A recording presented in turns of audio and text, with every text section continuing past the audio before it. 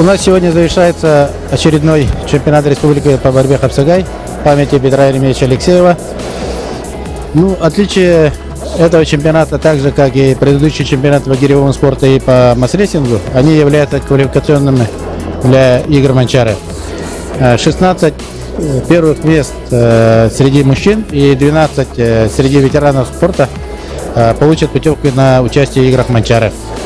Активность, как всегда, очень высокая. 36 команд участвуют, 422 человека прошли мандатную комиссию. Накал очень высокий.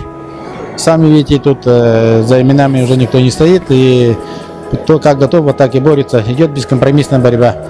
И я удивился, вот то, что мы провели квалификационные соревнования. Сегодня, кажется, есть такой нюанс, даже который мы как организаторы не учитывали.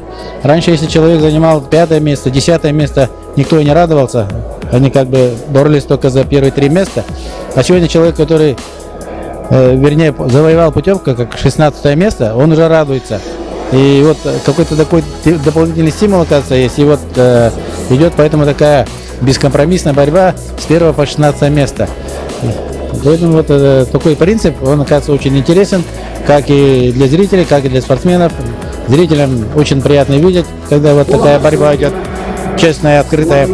А спортсменам всегда вот как бы дается тоже, есть еще какой-то шанс зацепиться, сесть в вагон, который ездит в Чурапчу. Вот это, думаю, тоже очень приятно.